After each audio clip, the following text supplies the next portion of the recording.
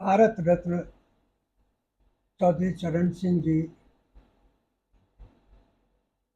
20वीं शताब्दी के राजनीतिक इतिहास में एक विलक्षण प्रतिभा के धनी थे।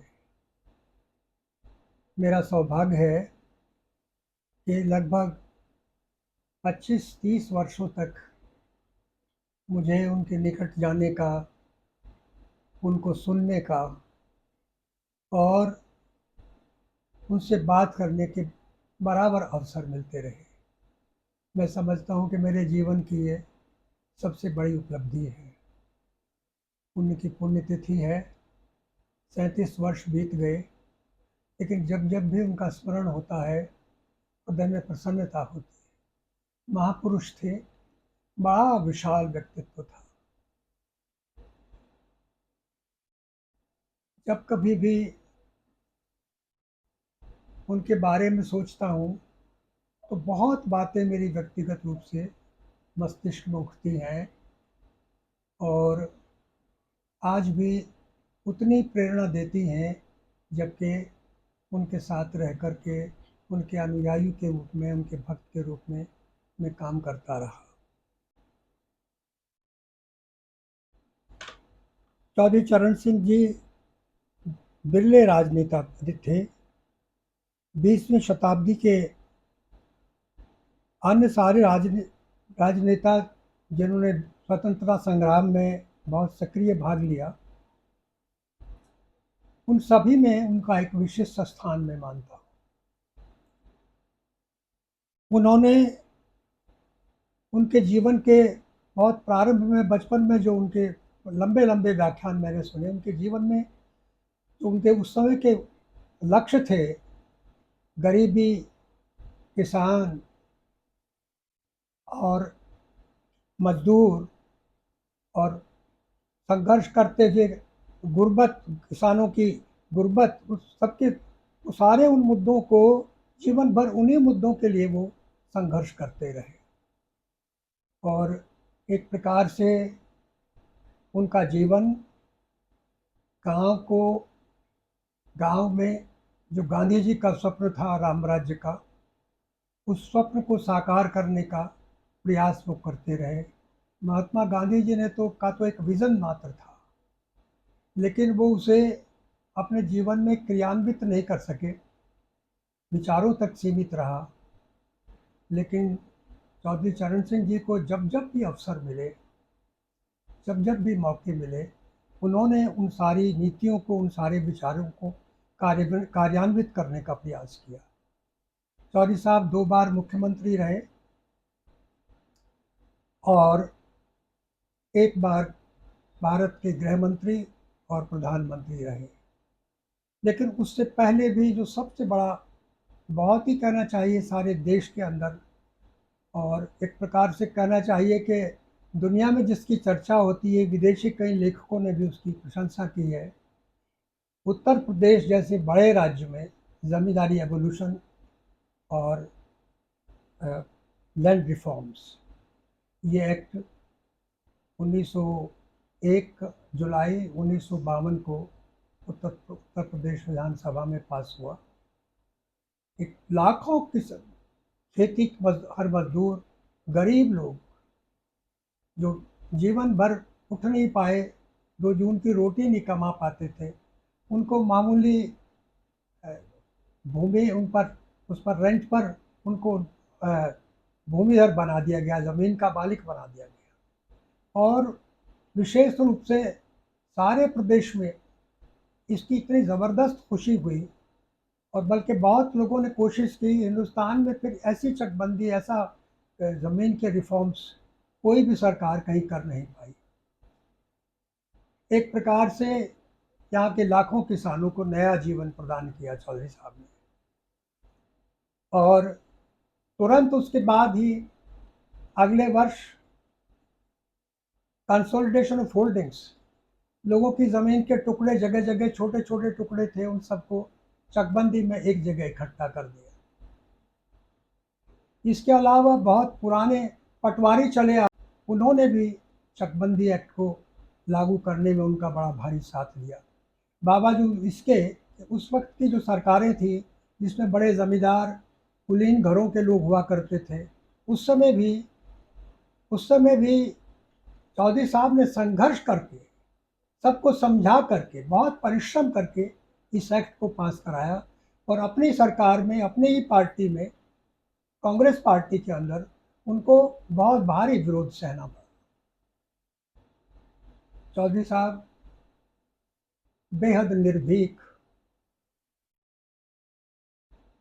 उनका बहुत ही तपस्वी उनका चेहरा, उनका व्यक्तित्व जो था एक आर्यन का जैसे व्यक्तित्व होता है, सत्यनिष्ठा, ईमानदारी से भरपूर उनका व्यक्तित्व था। जब जब भी मैं व्यक्तिगत रूप से कभी उनसे मिलने का समय मिला, तो अपने आप को मैंने बहुत ही प्रसन्न और गौरवान्वित महसूस किया। हर मुलाकात में कोई न कोई बात ऐसी होती थी जो एक प्रकार से मेरे व्यक्तित्व को उठाती।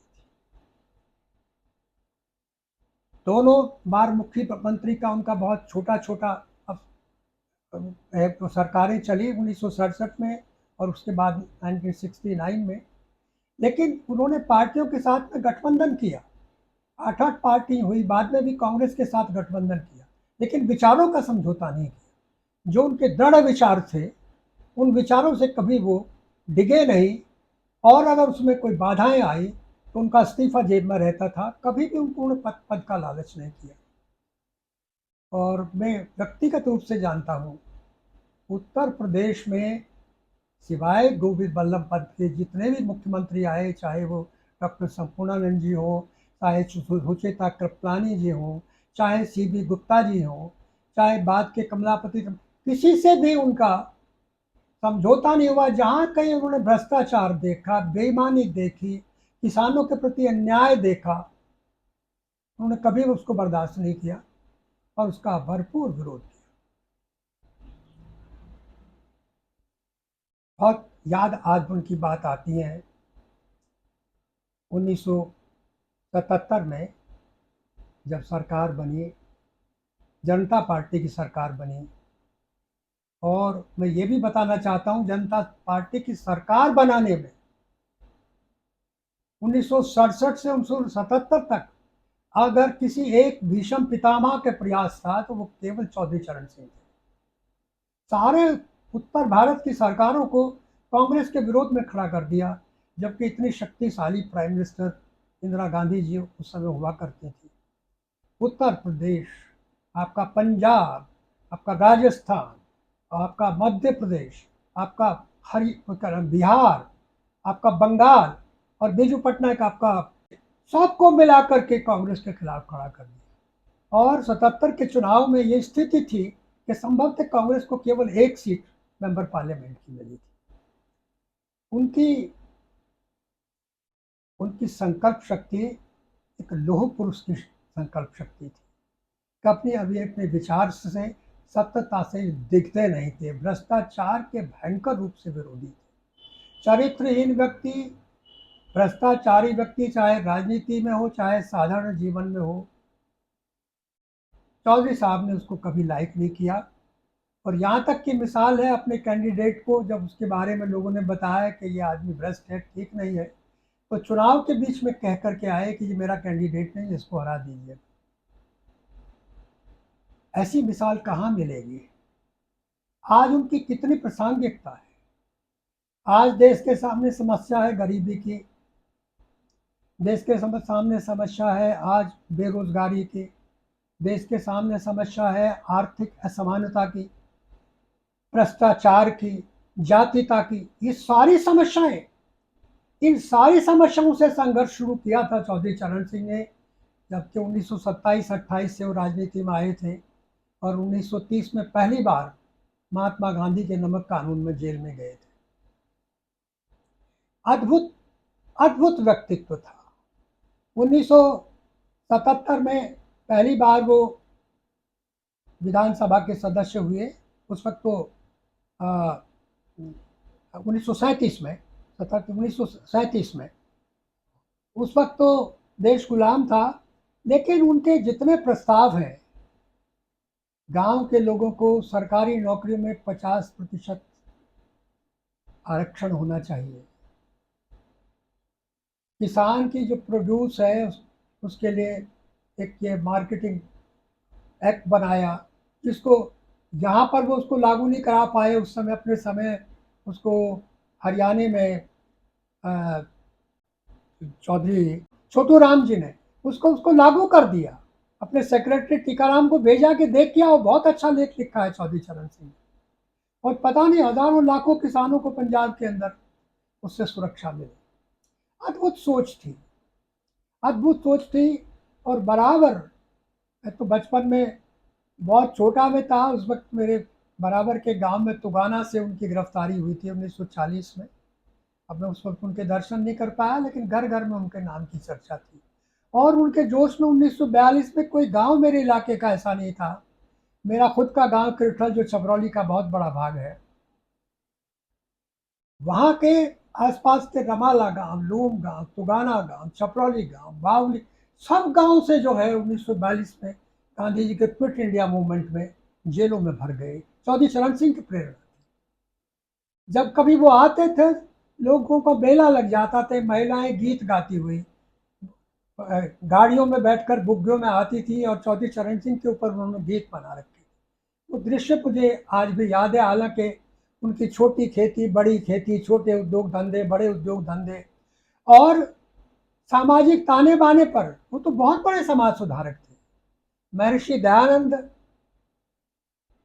कहना चाहिए, उनके बिल्कुल एक अनूठे निराले शिष्य थे। उनका वही उदात्त चरित्र, सच्चाई, ईमानदारी, कभी गर्दन नहीं झुकी उनकी कहीं भी। कभी जो है, कभी ऐसा अवसर नहीं आया कि उनके विरोधी भी उनके चरित्र पर कोई उंगली उठा सके। ऐसी ईमानदारी, ऐसी सच्चाई, उसके साथ साथ ऐसी योग्यता, ऐसा प्रशासनिक व्यवस्था, तो कितनी घटना है। मैं उनकी छोटी छोटी बातों को याद करूं तो घंटों उनके बारे में बात कर सकता हूं। मुझे कोई भाषण देने की आदत नहीं है। अपने भाई के आग्रह पर कुछ इसके इस बारे में थोड़ी चर्चा कर रहा हूँ।